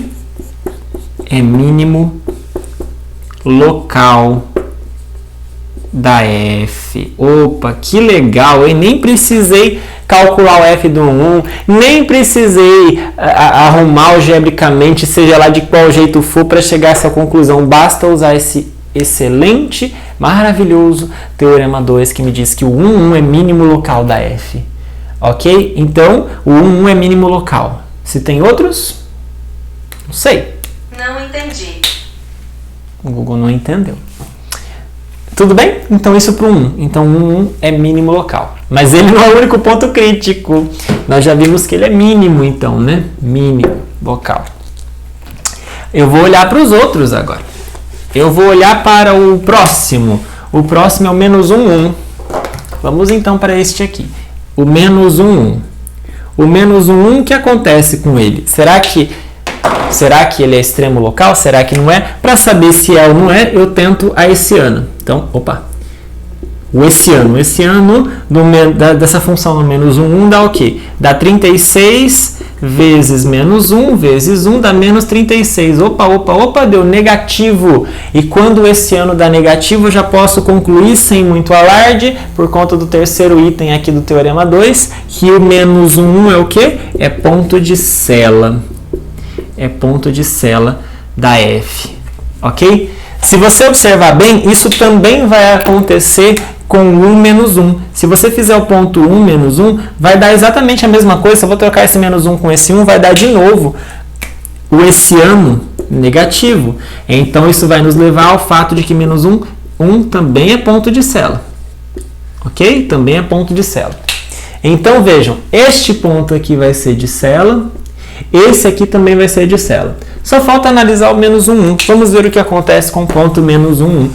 Usando, claro, esse teorema excelente, que é o teorema 2, dá uma mãozona, né? Vamos ver o menos 1, 1 que acontece, menos 1 que acontece neste caso. Vamos lá. Primeiro, eu vou calcular o hessiano no menos 1, menos 1. Se eu for calcular isso, vai dar 36 vezes menos 1 vezes menos 1, que vai dar 36, que é positivo. Quanto esse ano é positivo, então posso entender já que o menos 1 é extremo local. É extremo local. Ser extremo local significa que é máximo ou mínimo local de f. Qual dos dois? Como é que eu vou saber qual dos dois? Para saber qual dos dois, eu venho aqui e vejo que eu preciso calcular a derivada de ordem 2 da f em x duas vezes. Então, olha só. Vamos calcular a derivada pedida. Isso é menos 1. Ok? Nós já vimos que isso aí é dado pela fórmula 6x, então eu troco o x por menos 1, isso aqui vai dar menos 6 e você sabe que menos 6 é negativo. Então o fato dessa derivada de ordem 2 ter dado negativo, segundo o teorema 2, me diz que esse ponto, menos 1, é máximo local. Lembra, o fato de ter mínimo local não me garantia que teriam de máximo, tá? Aconteceu nessa função. Então, o menos 1 é máximo local de f. Então, aquele ponto lá em cima, ele é um ponto de máximo local. Olha que interessante esse exemplo. Esse exemplo tem 2 pontos de cela, um ponto de mínimo e um ponto de máximo. Você vai falar assim, nossa, mas então tem um monte de outros pontos no domínio, mas nenhum deles me interessa do ponto de vista de maximizar ou minimizar a função, já que os únicos possíveis de maximizar e minimizar essa função são os pontos críticos, esses 4 aqui. Um é máximo local, um é mínimo local e outros 2 são ponto de cela. Vejam, eu só consigo saber se eles são máximos e mínimos locais. Para ser globais, eu já não consigo tirar a conclusão através desse teorema. Aí eu teria que analisar outras coisas, teria que ver a função de uma outra forma mais geral, tá? Não é o que nós queremos aqui. Vamos fazer um segundo exemplo? Vamos fazer um segundo exemplo? Deixa eu ver se o tempo dessa aula já não está ficando extremamente exagerado, né? Deixa eu ver aqui. Eu devo estar quase 1 hora dando essa aula, né? Não sei, deixa eu ver. Já mais de 1 hora. Bom, vamos lá. Segundo exemplo, então, vamos pegar a função f de xy igual a 3x² mais 2y². Claro que a moral da história eu já contei tudo, né? Agora a gente só está fazendo exemplos extras. Vamos lá, vamos olhar para essa função aí. De novo, eu quero, usando o teorema 2, tentar descobrir se essa função tem extremos ou não. De novo, eu estou no R2 e eu vou fazer de forma mais rápida aqui, tá, pessoal? Claro que a primeira coisa que eu preciso é descobrir os pontos críticos. Quais são os pontos críticos? Eu vou escrever aqui, mas eu vou calcular embaixo. Para ser ponto crítico, tem que anular o gradiente, né? E o gradiente aqui vai ser dado por 12x², 12y². Quando é que isso aqui é 0, 0, você pode perceber claramente que isso aqui vai ser 0, 0 se o x for 0 e o y for 0, ambos. Então só tem um único ponto crítico, que é o 0, 0. Não tem outro. Não tem outro ponto que pode anular o gradiente. Então não tem outro ponto crítico. Então, os únicos pontos da função os únicos pontos do domínio que podem ser máximo ou mínimo, na verdade, não são os pontos críticos, os únicos candidatos, só tem um. Então, o único ponto que pode ser máximo ou mínimo é o próprio 0, 0. E vou analisar. Será que ele é máximo? Será que ele é mínimo? Será que ele é ponto de cela? Vamos ver. Para tentar descobrir isso, eu posso lançar a mão daquele teorema 2, que, para fazer isso, a gente precisa, claro, do hessiano. Então, vamos aqui encontrar o hessiano dessa função. Quem será que é o h de xy, o hessiano dessa função? Vou fazer aqui a conta. Isso aqui vai ser, lembrando, é o fxx derivado em x, derivado em x em y, derivado em y em x, derivado em y em y, né? Bom, derivada parcial em x, a gente sabe, a gente fez agora há pouco que é 12x², derivando de novo vai dar 36x², tá bom? E derivando isso aqui em y vai sumir. Aqui vai dar 0 também e aqui vai dar 36y². Ok? E ao fazer essa 36? 36 é isso mesmo, né? 36, tá certo. Aqui vai dar 24, desculpa. Aqui era um 2, né? Vai dar 24. Aqui vai dar 24, tá bom? E aí ao fazer essa conta, isso aí vai dar... eu só escrevi assim, né? 36 vezes 24, x², y². Por que eu só escrevi isso? Não quero fazer essa conta. Pessoal, isso aqui é positivo, positivo, positivo, positivo. Não tenha dúvida que isso aqui dá positivo sempre, ou 0. Claro que o hessiano dá 0 maior do que 0 sempre, não é? Claro, né? Mas eu só quero calcular o hessiano em um único ponto. O único ponto crítico que eu tenho ali é o ponto 0, 0. É o ponto 0, 0. Vamos ver o que acontece quando a gente calcula o hessiano nesse ponto? O hessiano no 0, 0 vai ser 36 vezes 24 vezes 0² vezes 0², que é igual a 0. E quando o hessiano dá 0, 0, o que eu posso concluir? O que diz o teorema 2? Nada. Então o teorema 2 não me diz nada desse ponto. Ele pode ser máximo, ele pode ser mínimo, local, ele pode ser ponto de cela. Não sei. Teorema 2 não garante nada. Que coisa, não? Mas não quer dizer que nós estamos perdidos. Na verdade, essa função é muito interessante porque você pode perceber claramente, me permitam apagar isso aqui, que se você tiver essa função 3x² mais 2y², qualquer potência quarta é positiva, né? Então, isso aqui é positivo. Isso aqui também é positivo. Eu estou somando números positivos, isso aqui dá sempre positivo. Acontece que a função calculada no 0, 0 dá exatamente 0. Então, vejam só, o 0, 0 que eu estava em dúvida, na verdade, ele assume o menor valor possível da função. Então, eu posso concluir, olhando para isso, que o 0, 0 é o quê? É mínimo local. É mínimo local de f. Vejam, eu não consegui chegar a essa conclusão pelo Teorema 2, mas eu consigo chegar à conclusão tentando de alguma outra forma, como aqui, por exemplo, vendo que a função é sempre maior ou igual a zero e que o zero é atingido exatamente nesse candidato aqui. Ok? Tá vendo? Então, mesmo que você caia no último caso em que esse ano se anula, você não está em terra arrasada, tá bom? Ufa! Vamos lá. Mais um exemplo, pessoal. Vamos para um terceiro exemplo. Deixa eu ver aqui. Terceiro exemplo, simplesinho aqui. Vamos estudar os extremos da função f de xy igual a x à quinta mais 2y à quinta, ok? Vamos estudar os extremos, ou seja, os máximos e mínimos dessa função, tá? Para estudar, a primeira coisa que a gente faz é encontrar os pontos críticos, claro, né? Por que encontrar os pontos críticos? Porque é ali que moram os candidatos a máximos e mínimos. Então, vamos tentar encontrá-lo. Para fazer isso, eu preciso do gradiente. Eu quero que o gradiente se anule. Essa é a definição de ponto crítico. E o gradiente se anula quando? Quando 5x à quarta, 10y à quarta, né, que é a derivada em x, derivada em y, quando isso aqui for 0, 0. E quando é que isso aqui é 0, 0? Quando isso aqui for 0, isso só vai ser 0 quando x é 0, isso aqui vai ser 0 somente quando y for 0. Então, o único ponto crítico dessa história qual é? O 0, 0. Ele é o único ponto que pode ser máximo ou pode ser mínimo. Ou mesmo não ser nenhuma das duas coisas, tá certo? Como é que então eu verifico se ele é máximo, se ele é mínimo, se ele é ponto de Sela? Eu posso pensar agora no hessiano. Já que nós estamos num domínio aberto, não foi falado, mas o nosso domínio é todo R2, já que não foi falado nada e aqui não tem problema. Então, estou no domínio aberto. Essa função tem derivadas parciais de ordem 2 contínuas, é um polinômio, então eu posso naturalmente usar o Teorema 2, tá bom? Vamos então para o hessiano. O hessiano é aquele determinante f de xx, f de xy, f de yx, f de yy, tá ok? Vamos lá. O que é o f de xx? É a derivada de f em x do que?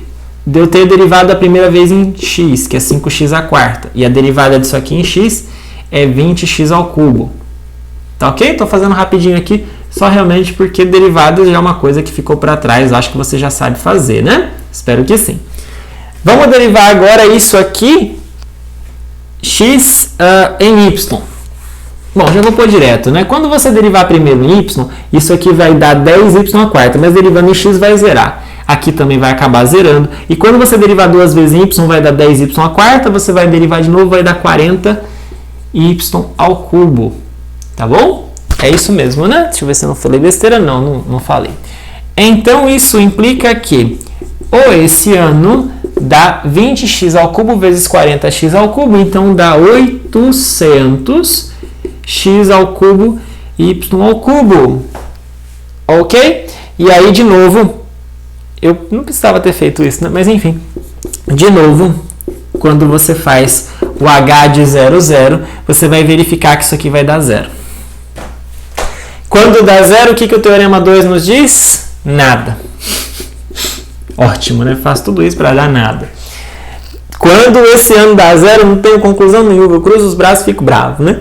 Dá nada. Só que acontece, pessoal, que realmente aqui não dá para saber. A gente aqui não vai ter condições de saber se isso aqui vai ser máximo, se vai ser mínimo local, ponto de Sela, nada. Tá bom? Isso não é dado pelo Teorema 2 e aí a gente fica triste e vai para a próxima. Tudo bem? Vamos para um exemplo melhor, então, né? Já que esses daqui cansaram. Vamos para este último aqui. f de xy, de novo um polinômio. Polinômio é de classe C2. Claro que as derivadas todas existem, são todas contínuas. Polinômio é ótimo, né? Polinômio é ótimo. E aí, vamos lá. Vamos lá. Vamos para cá. Este exemplo, de novo, não foi dado domínio. Mas, como a gente está com polinômio, não tem problema, né? É todo o R2, você pode usar qualquer ponto do R2 aqui nesse caso, né? Então não vai ter problema nenhum. De novo, vamos pensar nos pontos críticos para começo de conversa, porque nos pontos críticos eu tenho os únicos candidatos a máximos e mínimos dessa função. Então vamos para os pontos críticos. Eu preciso, então, anular o gradiente. Anular o gradiente, neste caso, significa o quê? Vamos lá, vamos derivar isso aqui em x. 4x ao cubo. E aqui vai ter esse fatorzinho complicador aqui, 4y. Já aqui, do outro lado, se eu derivar em y, vai ser 4y ao cubo menos 4x. Isso aqui eu quero que seja 0, 0. Mas isso vai acontecer se somente se isso aqui for 0. Se somente se aquele outro, a segunda parte, também for 0. Ok? Veja que esse aqui já está dando um pouco mais de conta, né? Se eu isolar esse 4y para lá e cancelar os 4, isso aqui vai dar o quê? X ao cubo igual a y, e aqui vai dar y ao cubo igual a x. Tá bom? E isso acontece se somente se, vejam, eu posso trocar, por exemplo, no lugar do x, eu posso trocar por y ao cubo, tá vendo? Eu posso pegar esse x e pôr aqui, e vai ficar como? Vai ficar y igual a y ao cubo ao cubo. Y ao cubo é y à nona, tá bom? Então, lembra disso. Eu vou escrever aqui no canto, minha lousa é pequena, isso é ruim, né? A gente está fazendo quando que o gradiente é 0, e nós já sabemos que x ao cubo é y, nós já sabemos que y ao cubo é x, e nós já sabemos que y à nona é y. Eu vou ter que continuar a conta daqui, vou ter que apagar. Vamos analisar quando é que y à nona é y? Isso aqui é um tanto quanto chato, né, da teoria. Isso aqui é uma resolução de uma equação polinomial. É claro que você vai perceber que eu posso jogar o y para cá e vai ficar assim, y menos y à nona, melhor colocar ao contrário, y à nona menos y igual a 0. Tá bom?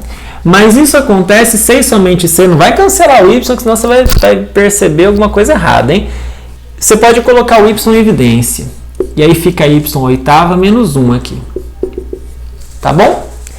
Acontece que y oitava menos 1, você sabe através dos produtos notáveis que você pode escrever como y à quarta menos 1, y à quarta mais 1. Se você desenvolver isso aqui, você vai chegar exatamente em y oitava menos 1. Não é a história dos quadrados, né? A menos b vezes a mais b, a quadrado menos b quadrado. Subtração dos quadrados, né?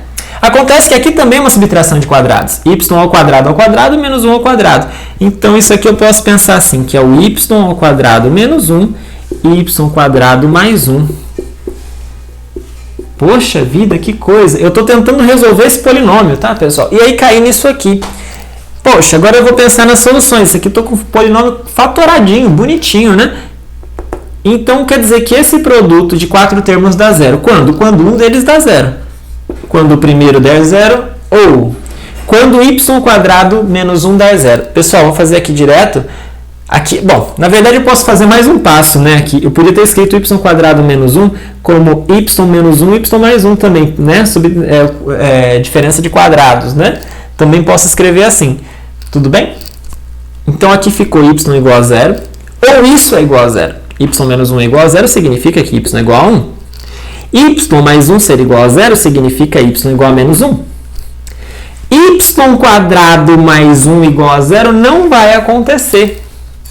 Isso aqui, a solução disso aqui mora nos complexos. A solução dessa parte também mora nos complexos, tá certo? Então aqui não tem solução real, não tem número real que é o quadrado mais 1 dá 0. Não tem número real que é a quarta mais 1 dá 0, porque senão nesse caso eu teria que ter y quadrado mais 1 igual a 0, eu teria que ter y quadrado igual a menos 1. E não existe isso nos reais, né? Então, as únicas soluções desse polinômio y9 igual a y aqui são o 0, o 1 e o menos 1. Tá vendo que aqui deu uma trabalheira, mas isso aqui é coisa de polinômio, né? Coisa lá do estudo de polinômios. Então, vamos lá. Vamos guardar esse resultado aqui. O que a gente estava fazendo mesmo? A gente estava analisando quando é que o gradiente dava o vetor nulo. E nós chegamos à conclusão que tinha que acontecer tudo aquilo. Ok? Mas nós vimos que para acontecer tudo aquilo, o y tem que ser 0, 1 ou menos 1. Então, se o y for 0, vamos ver aqui. Se o y for 0, então quem tem que ser o x? Põe aqui, ó.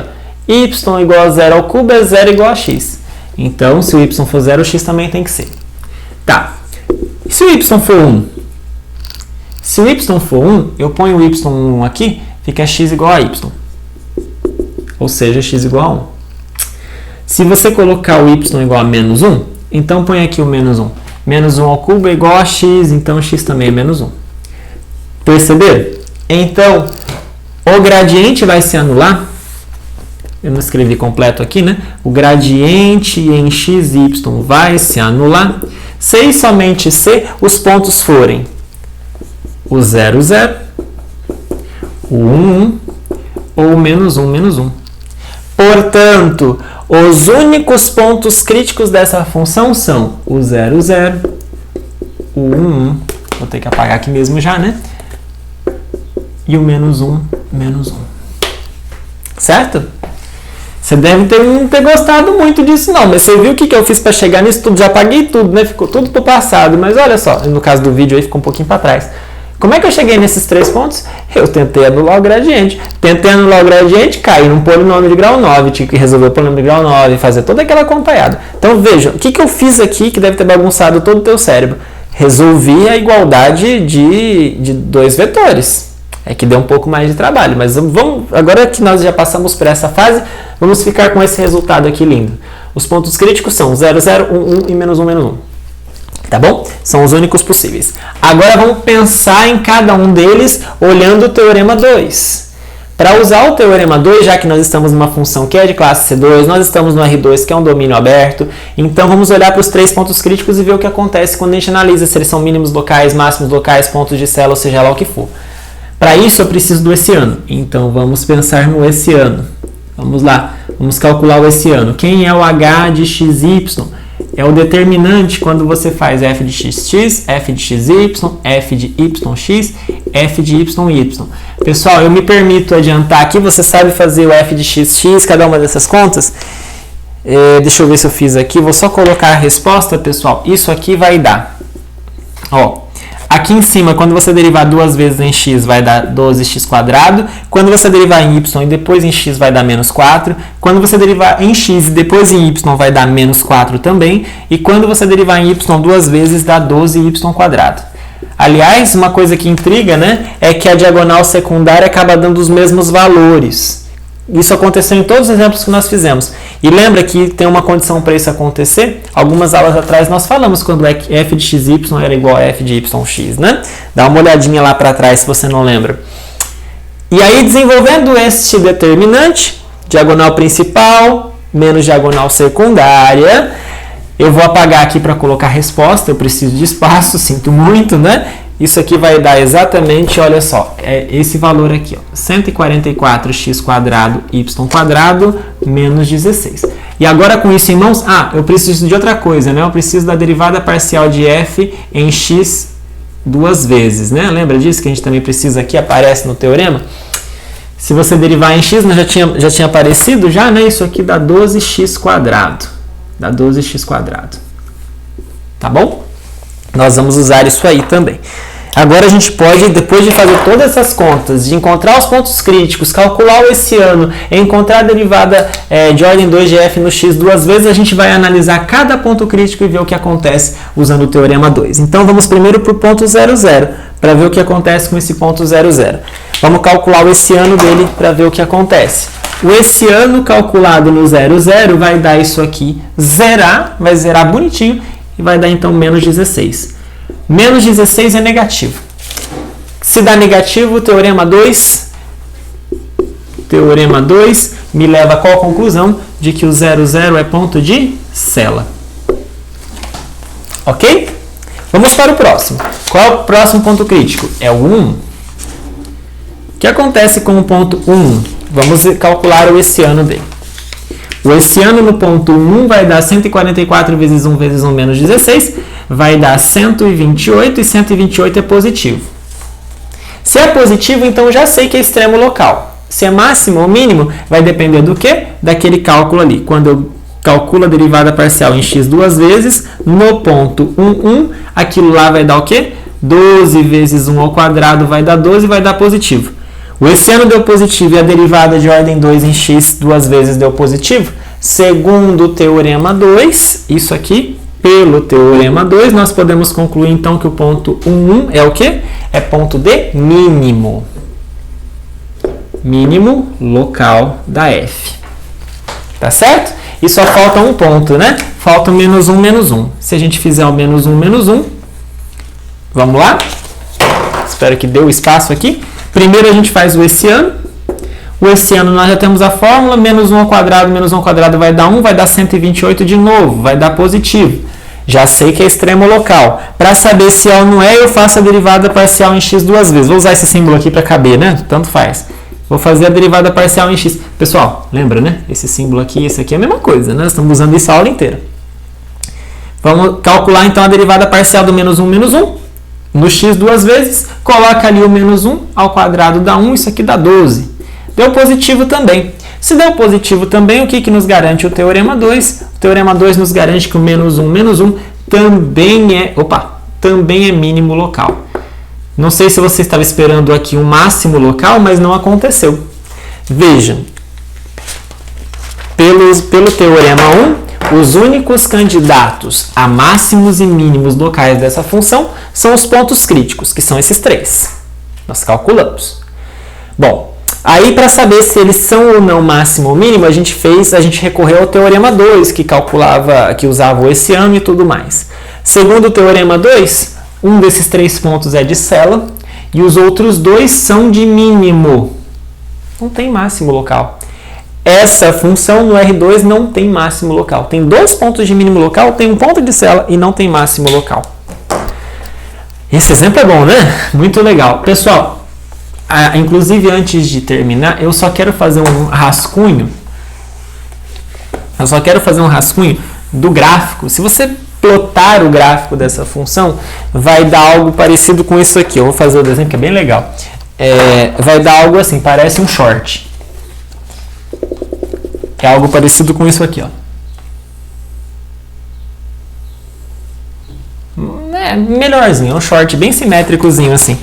Aqui é o domínio, é o ponto 0, 0, a imagem do 0, 0. Aqui vai ser a imagem do menos 1, menos 1. Aqui vai ser a imagem do 1. De alguma forma, dá esse gráfico aqui. Claro que aqui é como se fosse redondinho assim, né? Se você plotar o gráfico dessa função, você pode usar o GeoGebra, o Google, seja lá como for, você vai perceber essa figura.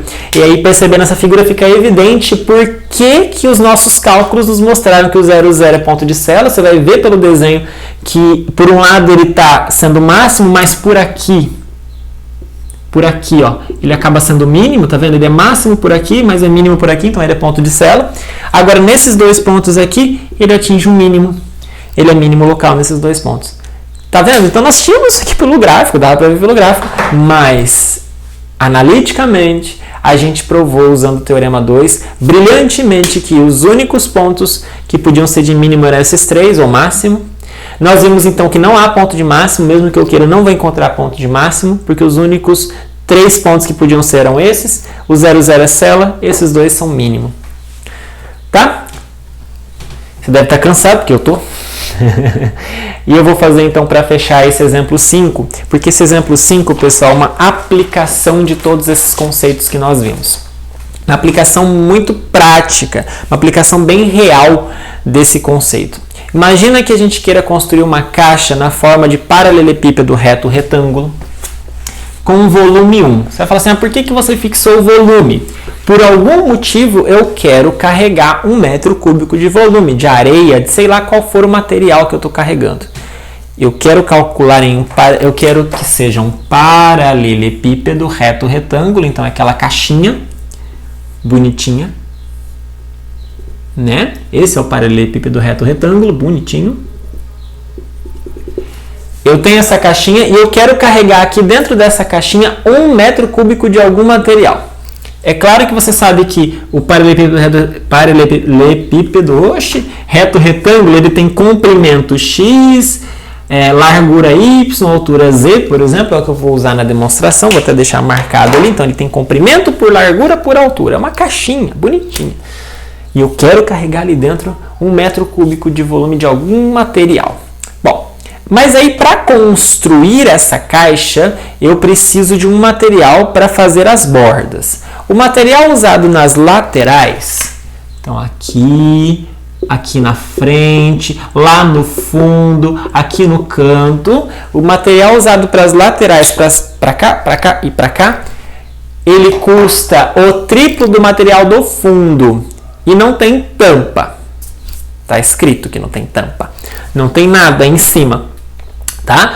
Então é como se fosse uma caixinha. Eu tinha uma aqui, mas eu tô longe dela. Eu tinha uma caixinha, tem fundo, tem paredes, tem as 4 paredes, mas não tem tampa. E o material usado para fazer as 4 paredes custa o triplo do material do fundo. E eu quero, olha que curioso, quais devem ser as medidas da caixa, ou seja, comprimento, largura e altura, para fazer essa caixa custe o mínimo possível. Então eu quero gastar o mínimo de dinheiro possível para construir essa caixa. Eu não sei o preço do material, só sei isso aqui, ó. Eu sei que o material usado nas laterais é o triplo do material do fundo. Só sabendo isso, eu consigo então descobrir as dimensões, a melhor dimensão da caixa para que eu pague menos para construí-la.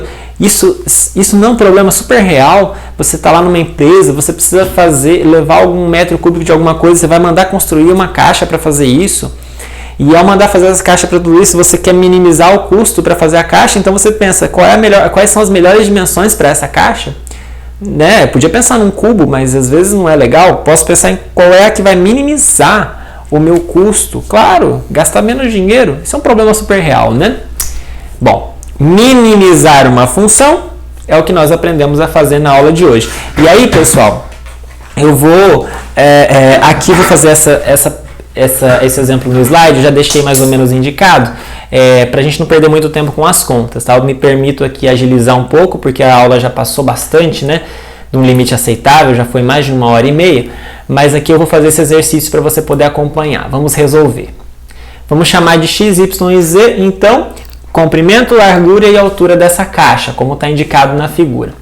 O fato do volume ser 1 metro cúbico, como é que eu calculo o volume de um paralelepípedo reto retângulo? Eu multiplico as 3 dimensões, x, y e z.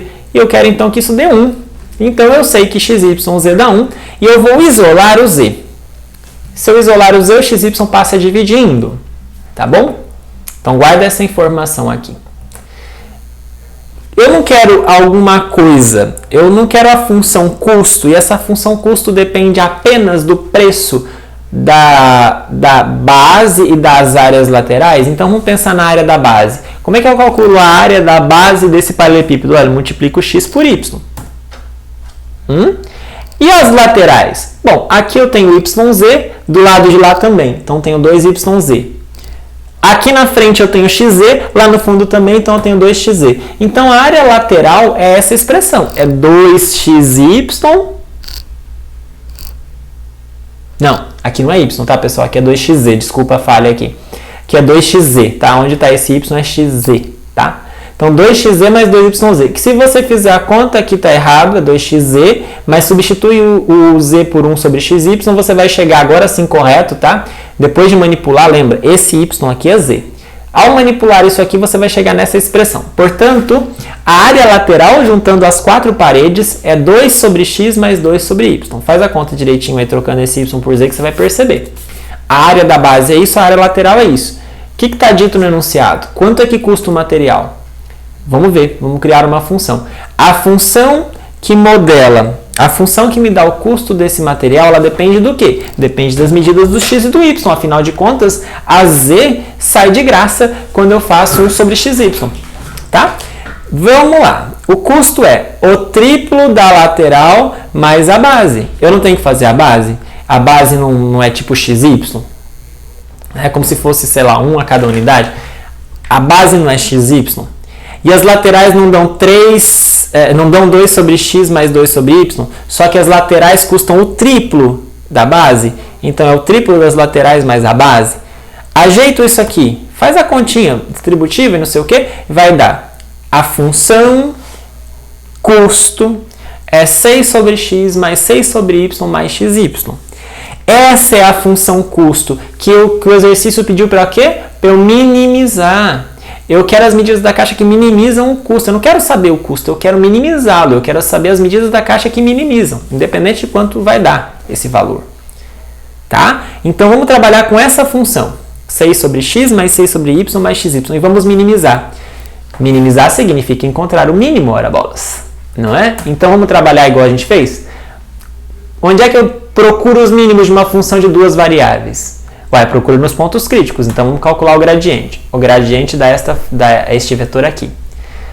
Eu quero anular o gradiente. Então, quando é que isso aqui dá zero? Isso aqui dá zero, C e somente C. Isso aqui dá zero, isso aqui dá zero. Ou seja, quando y dá 6 sobre x quadrado e o x dá 6 sobre y quadrado. Quando é que isso aqui acontece? Isso acontece quando, olha, passa o x quadrado que está dividindo, multiplicando. Quando vai dar yx quadrado igual a 6, e aqui também xy quadrado igual a 6. Isso acontece, C e somente C, yx quadrado igual a xy quadrado, coloca o yx em... Aliás, joga isso aqui para a esquerda, subtrai um do outro e você vai ficar com essa expressão. Isso aqui dá zero e essa parte acontece também, ó, 6 igual a xy quadrado. Quando é que isso aqui dá zero? Quando o y for zero, quando o x for zero, quando x menos y for zero. Bom, e eu tenho que guardar essa informação comigo aqui.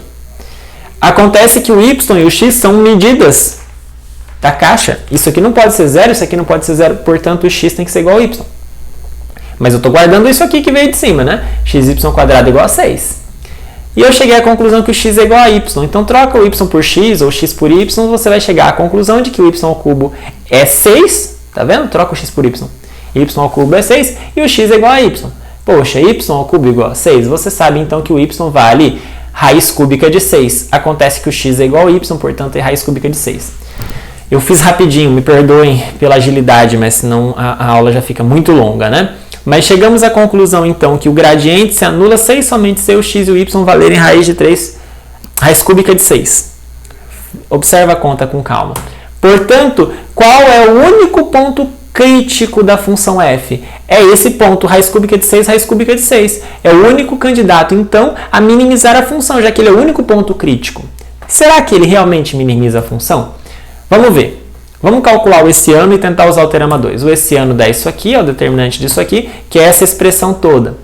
Vamos calcular o esse-ano, então, nesse ponto dado. Raiz cúbica de 6, raiz cúbica de 6. Coloca lá no lugar, vai dar isso aqui, 144 sobre 36 menos 1. Isso aqui vai dar 4 menos 1, que é 3. Ora. Ah, aqui é H, tá, pessoal? Aqui é H, não é F. Desculpa a falha, tá? Aqui é H. O esse-ano da raiz cúbica de 6, raiz cúbica de 6 é positivo. E quando isso acontece, significa que o raiz cúbica de 6, raiz cúbica de 6 é então o extremo local. O é máximo, é mínimo local.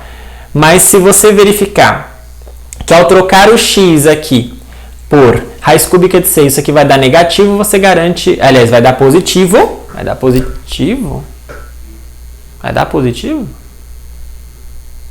Tinha que dar. Só se eu fiz conta errada. Mas você vai chegar à conclusão que isso aqui é o mínimo local usando o teorema 2, tá? Então tem que calcular a derivada parcial de f duas vezes neste ponto e você tem que chegar que isso aqui é positivo. Eu acho que tem alguma coisa estranha aqui, tá, pessoal? Mas vocês têm que calcular com calma para verificar. Não sei se vai ter mesmo negativo aqui, enfim. Tá bom? Então, o teorema 2 vai garantir que isso aqui é mínimo local. Se é mínimo local, então é isso que vai minimizar o custo do material. O quê? O x e o y igual a raiz cúbica de 6. E o z, quem que era o z mesmo? O z era 1 sobre xy. Então multiplica esses carinhas. 6 com 6, 36. E aí você racionaliza, você chega nessa medida. Independente disso, nós chegamos nos valores de x, y e z que minimizam o custo de construção dessa caixa. Tá bom? Então o objetivo desse exemplo...